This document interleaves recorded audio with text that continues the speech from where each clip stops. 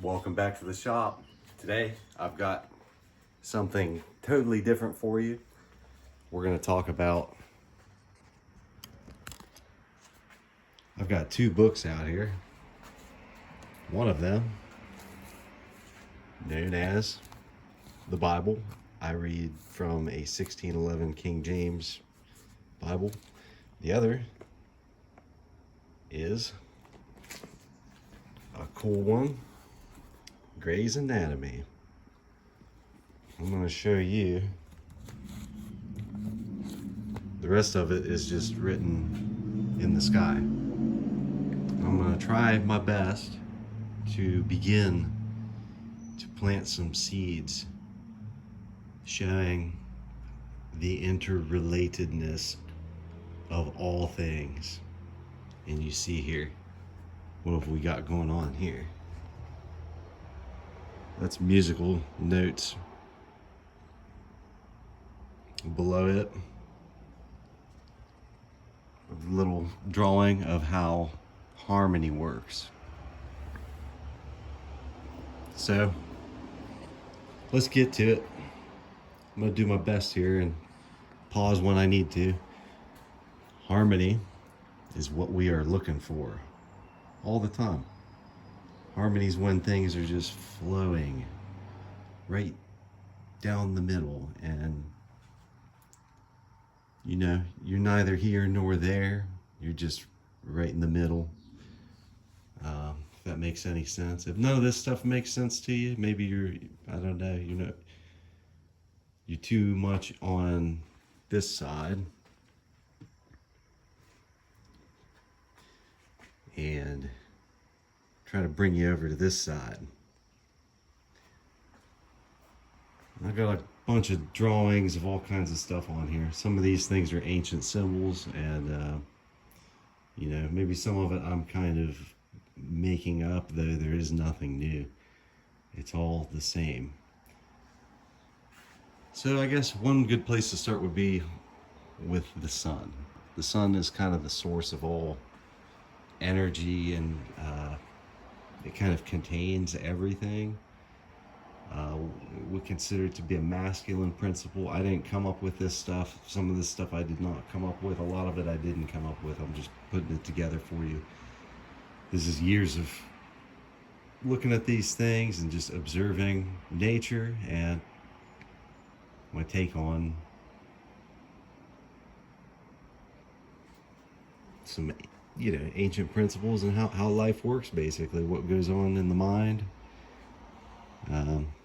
Principles like as above so below, the seasons.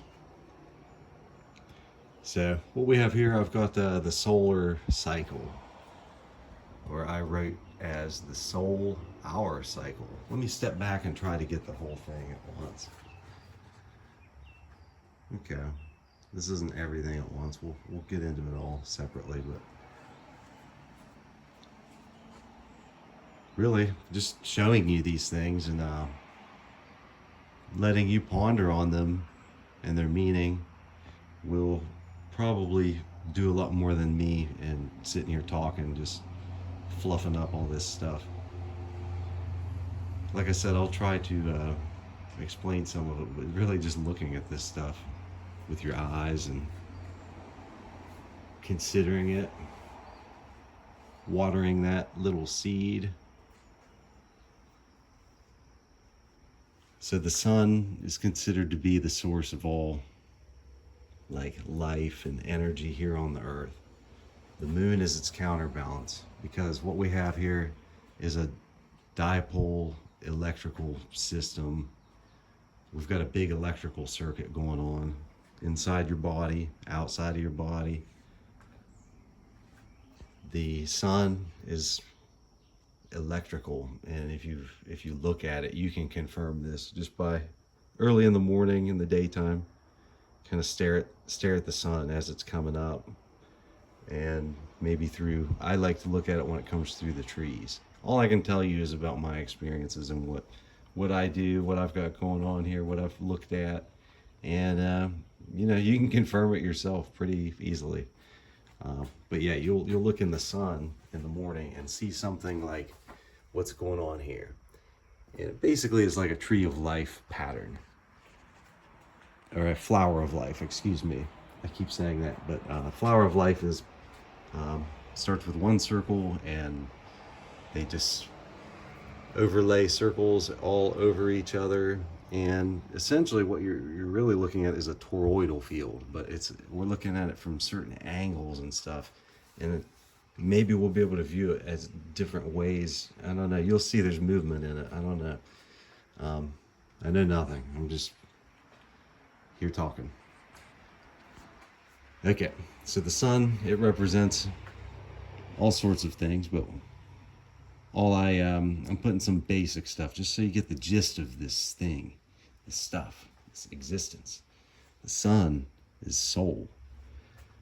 Soul is also Sol, as in Solomon, which means sun and moon. I'll step back and quit pointing. I'm Italian, so I like to use the hands. I got all that fire. I'm also a Leo, so I've got a lot of this to kind of balance out in my way, and that's part of what this is about, is learning the self and what you are and how you fit in, and using those special powers to your advantage. That we'll get to it. So that is the soul hour cycle, the solar cycle. I just, bear with me. These sounds, the syllables, they all mean something, okay?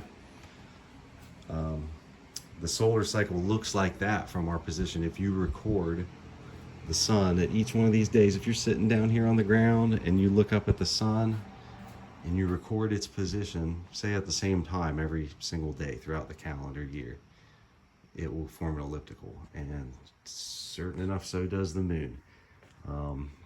As it goes through its 28 to 30 day cycle, it spends 2.5 days in each zodiacal house. The sun, it spends, each month basically in each zodiacal house. If you were to look at it, from the earth, in the northern hemisphere and the southern hemisphere, they're going to be different. I'm just talking about what I know about up here. Some of this stuff is worldwide. It doesn't matter. It's all alchemical ideas.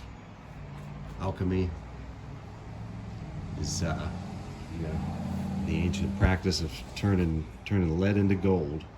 In other words, you're given a certain thing, you combine it with other certain thing or things to come up with something new. And that's how everything works. You've been doing it your whole life. You didn't know it. And why this is important is so that you can conceptualize what you've been doing, and it just you'll jump into the flow of things. You'll get out of your own way, and you'll let this happen. You'll let this all happen.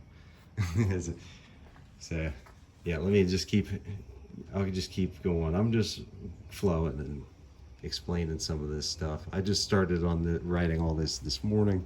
Yesterday this board said something entirely different. I didn't even record it because I don't need to. I'm only recording it to explain it, maybe practice explaining it to myself. I don't know. Either way, we've got the two principles of the sun and the moon, and I've got them translated over here. On the left we've got the moon, and on the right we've got the sun, and what they represent as an electrical system. The moon is the receptive or the cathode, and the sun is the push. So the moon's the pull, the sun's the push, or the anode of the system.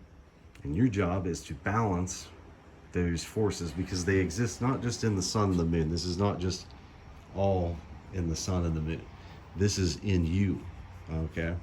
This is going on in you. You have a left and a right hemisphere of your brain. The ancients understood this stuff, and they attributed it or associated it with the moon. That's just the way the creator made it. He made the creation and you like his creation. So in the Bible, it says, on earth as it is in heaven, and the Lord's Prayer. And in the alchemical sciences, we say, as above, so below, in the Hermetic sciences, so called.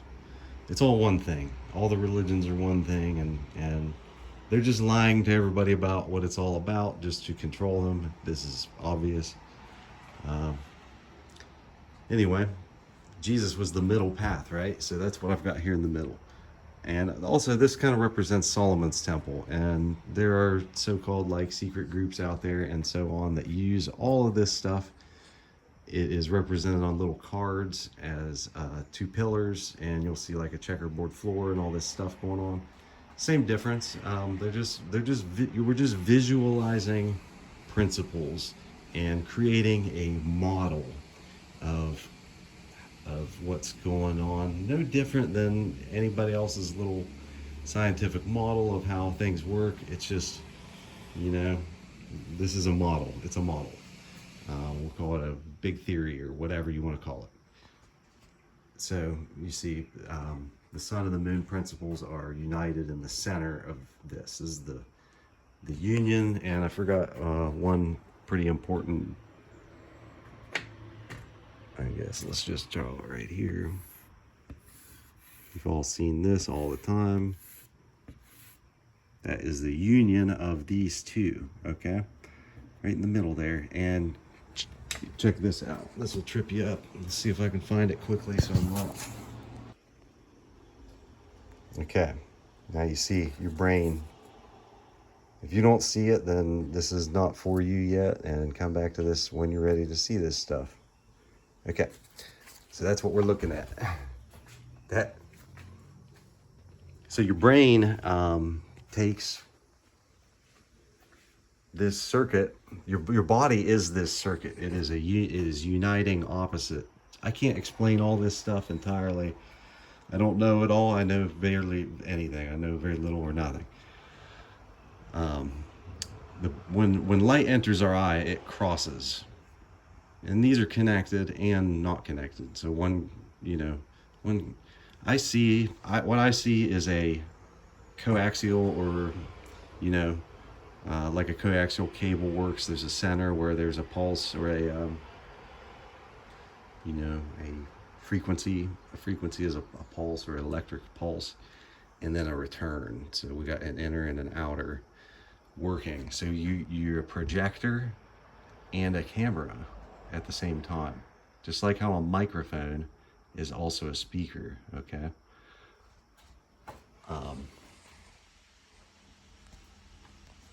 All this stuff is not all this. This stuff is shown in ancient symbols. Okay. So another part of the brain in ancient symbolism is this eye of Horus or eye of Ra, whatever you want to call it. And I see this as both directions of energy, which is shown as like a 6 and a 9. But it's also your brain stem. And it's this part right here. That's what we're looking at, is the eye. Okay. You'll see that spiral kind of thing right there. We got the burning bush that, Moses saw God in the burning bush. So what happens is this cycle is going on, and each month we're inside of our brain, there's this cycle. It's where the cerebral spinal fluid is created and regenerated inside the brain, and it's based on the moon. The moon controls tides and water and all of the glands of the body and the secretions and so on. So we just kind of discovered this too. So the moon is also related to the word mensis, which is Latin words here. We got the firmament, which is in Genesis.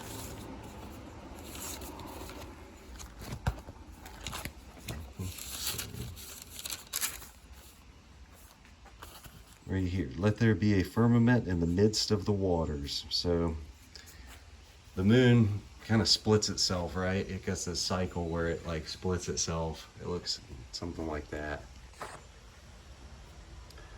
But firmament comes from